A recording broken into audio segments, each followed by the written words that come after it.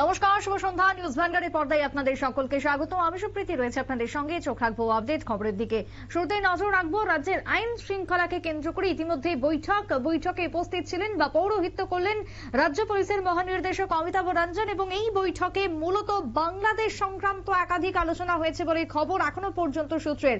তবে ভারত বাংলা সীমান্ত এই মুহূর্তে সীমান্তে নজর রাখার নির্দেশ রাজ্য পুলিশের মহানির্দেশক অমিতাভ রঞ্জনের। কিন্তু কারা কারা ছিলেন, কি উঠে এসেছে এই বৈঠক থেকে জানবো বিস্তারিত। টেলিফোন লাইনে রয়েছেন প্রতিনিধি সুমন্ত ব্যানার্জি। সুমন্ত, ইতিমধ্যেই রাজ্যে আজকে বিশেষ বৈঠক হলো অমিতাভ রঞ্জনের পৌরোহিত্যে পুলিশ কর্মীদের নিয়ে। কি জানতে পারছো, বৈঠক থেকে কি খবর রয়েছে? দেখো, তাদের এই যে বৈঠকটা বা সেখানে তুমি যেমনটা বলছিলে একটা গুরুত্বপূর্ণ বৈঠক, এবং রাজ্য পুলিশের মহানির্দেশক অমিতাভ রঞ্জনের পৌরোহিত্যে আজ পুলিশের সদর দপ্তরে এই উচ্চ পর্যায়ের বৈঠকটি হয়, এবং বৈঠকে মহানির্দেশক ক্রাইম অনুরাগ রাজ্যের সার্বিক আইন শৃঙ্খলা পরিস্থিতি, অপরাধ এবং পার্শ্ববর্তী বাংলাদেশের চলমান পরিস্থিতি নিয়ে আলোচনা করেন। এবং বৈঠকে কিন্তু রাজ্যের 8 জেলার পুলিশ সুপার নিজ নিজ বা জেলার সার্বিক পরিস্থিতি তুলে ধরেন, এবং বৈঠকে ভারত বাংলাদেশ আন্তর্জাতিক সীমান্তের উপর বিশেষ নজরদারির উপর গুরুত্ব আরোপ করা হয়।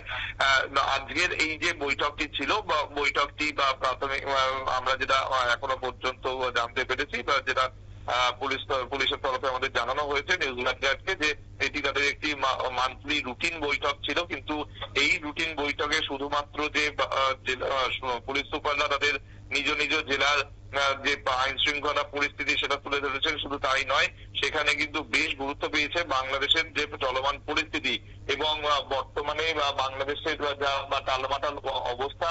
সেই জায়গায় আমরা জানি যে ত্রিপুরার যেহেতু প্রায় 3 দিক থেকে এই যে বাংলাদেশের সীমান্ত গুলো রয়েছে, সেই সীমান্ত বা অঞ্চল বা গুলোতে যাতে বেশি করে নজরদারি চালানো হয়। গত কয়েকদিন আগেই কিন্তু আমরা দেখেছি যে কৈলাসহরের ঘটনা, তার আগে আমরা দেখেছি সোনামুড়ার ঘটনা। সুতরাং বারবার করে যে এই যে চোরাচালান চলছে বা মানব পাচার চলছে, এই যে বিষয়গুলো এগুলো রোখাটা খুব ইম্পর্টেন্ট এই মুহূর্তে দাঁড়িয়ে।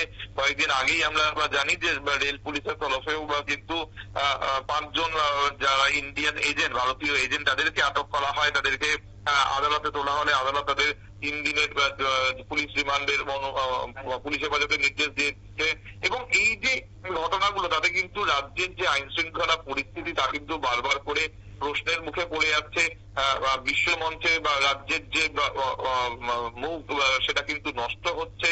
সুতরাং স্বাভাবিকভাবে এটাকে রক্ষা করা, রাজ্যের আইন শৃঙ্খলা পরিস্থিতিকে ঠিক রাখা, এই সমস্ত কিছু মাথায় রেখে কিন্তু আজকে বাংলাদেশের যে বিষয়টি সেটা ভীষণভাবে গুরুত্ব পায় আজকের এই বৈঠকে। এবং রাজ্য পুলিশের মহানির্দেশক অমিতাভ রঞ্জনের পৌরোহিত্যে এই বৈঠকটি হয়, এবং বৈঠকে কিন্তু প্রত্যেক জেলার যারা পুলিশ সুপাররা তারা উপস্থিত ছিলেন, এবং পয়েন্ট ধরে ধরে ধরে ধরে সেখানে আলোচনা করা হয়। এবং যে কোনো মুহূর্তে যে বাংলাদেশের